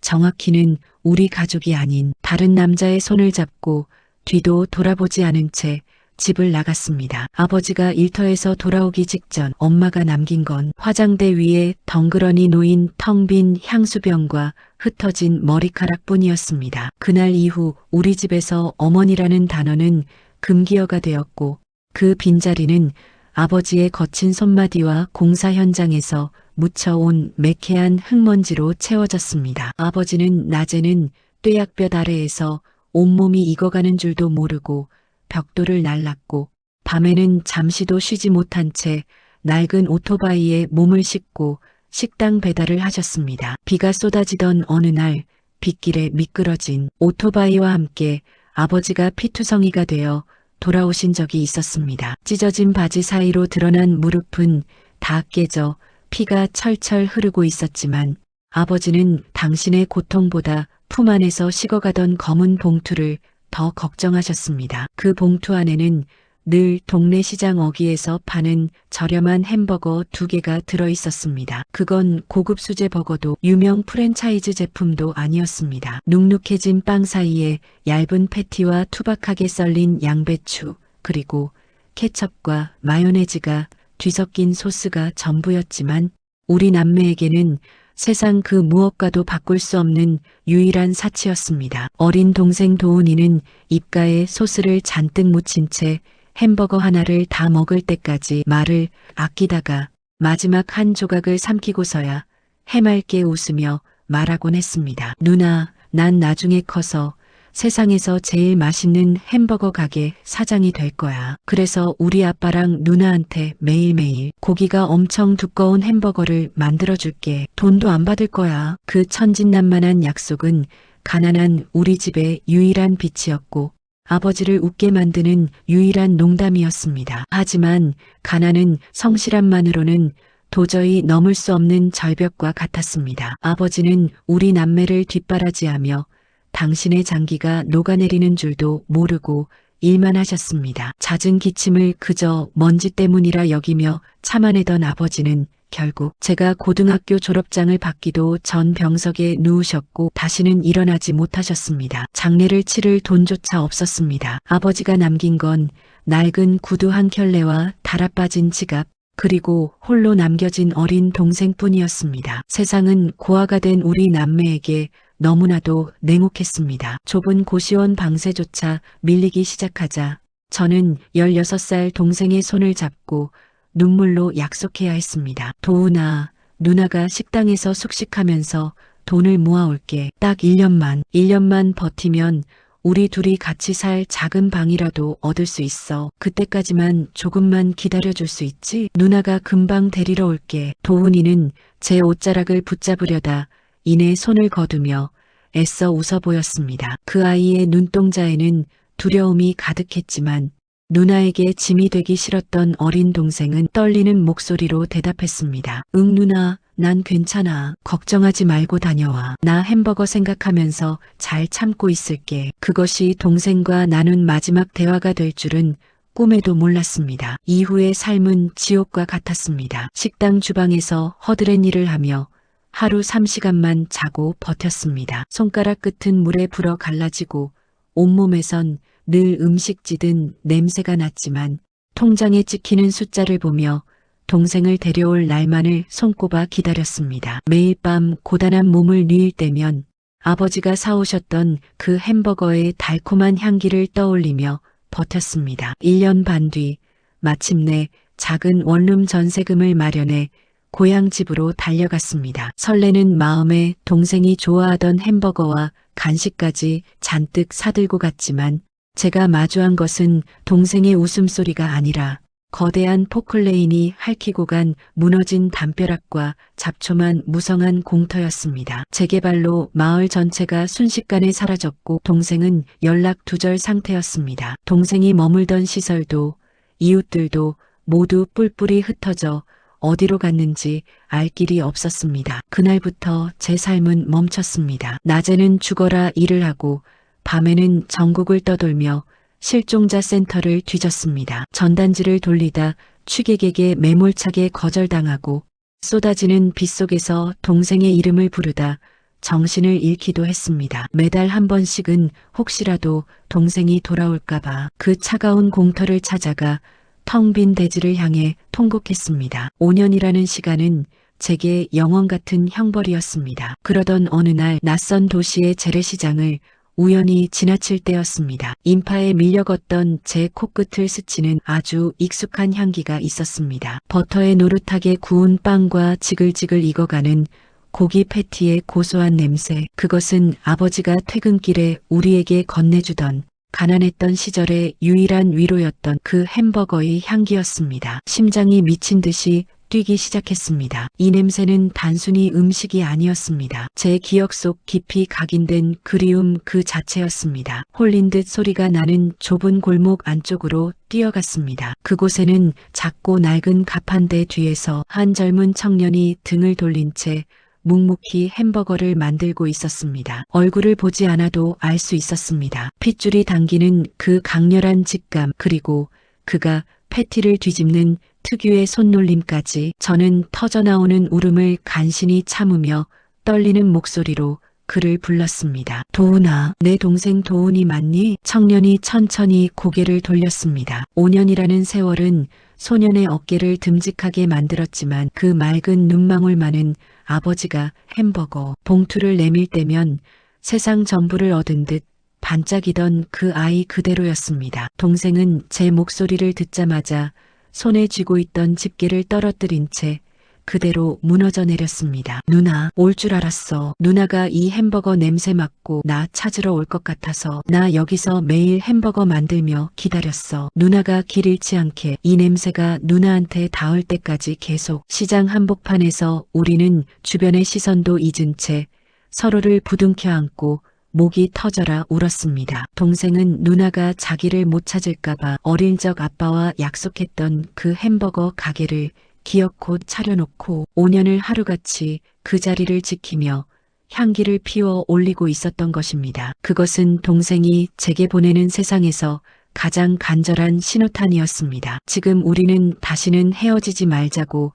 약속하며 함께 살고 있습니다. 아버지는 일찍 곁을 떠나셨고 엄마는 무책임하게 우리를 버렸지만 마지막까지 우리 손을 놓지 않으셨던 아버지의 투박한 사랑은 햄버거의 향기가 되어 결국 흩어졌던 남매를 다시 하나로 묶어주었습니다. 사랑은 눈으로 보는 것이 아니라 마음으로 보는 것이기에 가장 먼 길을 돌아와도 결국 서로의 영혼을 찾아낸다. 비록 현실이 차갑고 가혹할지라도 진심, 어린 사랑과 간절한 기다림은 반드시 기적이라는 열매를 맺습니다. 바람 피워 떠난 엄마의 빈자리를 묵묵히 채웠던 아버지의 희생, 그리고 그 사랑의 증거였던 햄버거의 향기가 우리 남매를 구원했듯 여러분의 삶에도 포기하지 않는 한 반드시 눈부신 재회의 순간이 찾아올 것입니다. 사랑하는 사람을 향한 그 마음을 끝까지 믿으시길 바랍니다. 이 이야기가 가슴 깊이 다가오셨다면